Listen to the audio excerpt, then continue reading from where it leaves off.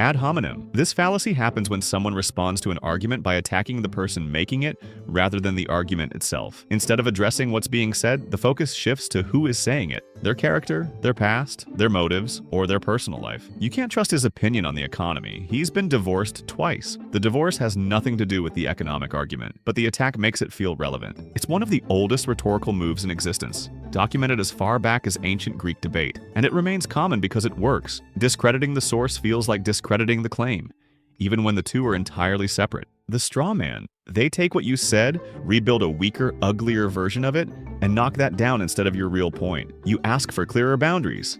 They act like you said you never want to talk again. You question one decision. Suddenly you're accused of hating everything they stand for. Now you're stuck defending a position you never held, while the actual claim sits unanswered on the table. That's the trick. The cartoon is easy to destroy, and cartoons photograph well in a fight. If you're busy explaining what you didn't mean, you've already left the real conversation. And the person holding the straw gets to look like the reasonable one. The false dilemma. Two options are slammed onto the table as if the rest of the world vanished. You're either with them or against them. You do it now or you don't care. You stay or you throw everything away. The middle is erased on purpose. Real life almost always has a third path. Wait, renegotiate, choose partly, walk away without drama, ask for more time. This fallacy shrinks your vision until panic does the choosing for you. When someone forces a binary, pause before you answer. Ask what options got removed and who benefits from the ones that remain. You may not need to pick a side at all. You may need to reject the frame. The slippery slope. This one argues that a single step will inevitably lead to an extreme outcome without providing evidence for why each step in the chain would actually follow. If we allow people to work from home occasionally, soon nobody will come into the office at all, and then the whole company will fall apart. Each link in the chain is asserted rather than demonstrated. There are genuine cases where one thing does lead to another. The fallacy isn't in noticing a potential chain of consequences, it's in presenting that chain as inevitable when it hasn't been shown to be.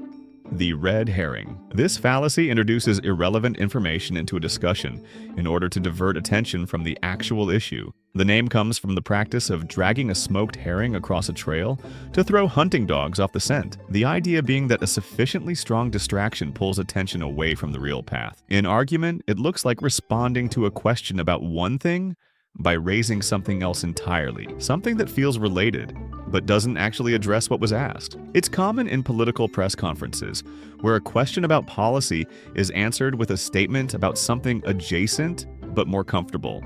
Appeal to authority. A claim is treated as true because someone impressive said it, even when that person has no real expertise here. A celebrity on medicine, a boss on your private life, a confident creator online speaking far outside their lane. Status is not evidence. Charisma is not a footnote. Credentials in one field don't automatically transfer to every field, no matter how polished the delivery sounds. Ask what the claim rests on, what would disprove it, and whether the authority has earned weight on this exact subject. A famous face can make a weak argument feel finished when it has barely started. The question isn't who said it. The question is what supports it when the famous face leaves the room. The bandwagon. Everyone believes it, buys it, shares it, or does it, so it must be right. Popularity feels like proof because standing alone feels dangerous. It isn't proof. Crowds have been wrong about fashion, panic, cruelty, investments, and common sense, repeatedly, loudly, and with great confidence. Everyone is often just the people nearest to the speaker or the loudest corner of a feed. When the main argument is the size of the crowd, there may be no argument underneath, only pressure to conform before you've thought. Truth doesn't need a parade. It needs reasons that still stand when the crowd goes home and the social cost of disagreeing drops to zero.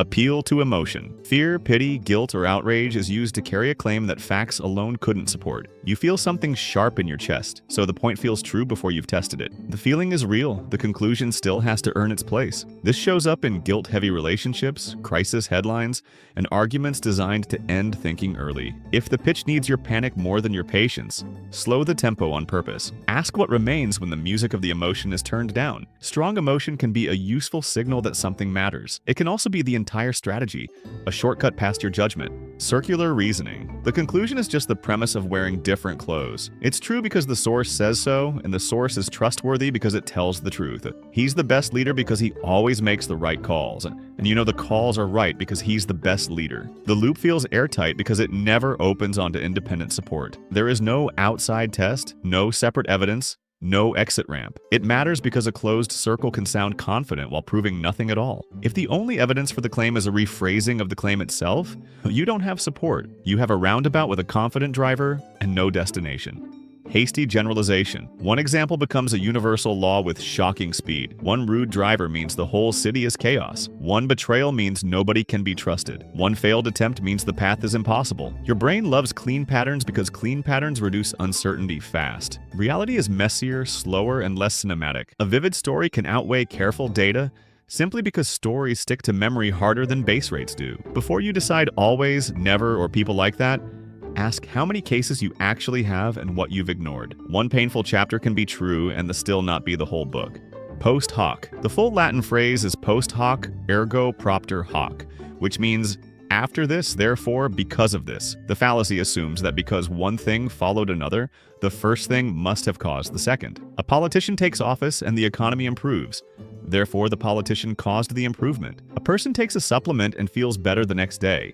Therefore, the supplement worked. Sequence is being used as evidence of causation, when all it actually demonstrates is timing. Causation requires more than one event following another. It requires a demonstrated mechanism, and that's the part this fallacy skips. Whataboutism. You raise a real issue. They answer with a different sinner, a different year, a different crime. What about them? What about what you did last summer? What about the other side? Maybe that other point deserves its own conversation later.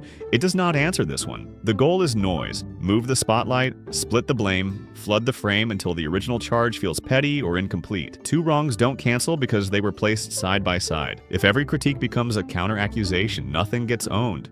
Nothing gets repaired, and the person who asks the first honest question learns that honesty only starts a second trial. The Texas Sharpshooter. Fire at the barn wall first, draw the target around the bullet holes after, then announce your perfect aim. In arguments, someone cherry-picks the hits, buries the misses, and presents the leftovers as a clean pattern that was there all along. The story was built backwards from the ending they preferred. Random clusters get framed as destiny. Convenient examples get framed as proof. Data can be honest. Selection can be dishonest. When only the flattering cases are lit and everything else sits in the dark, you're not looking at evidence. You're looking at interior design, arranged after the fact to look like precision. Survivorship bias. You only study what made it through. The winners, the famous dropouts, the couples who never quit, the channels that blew up overnight. The failures are quiet. They don't write books.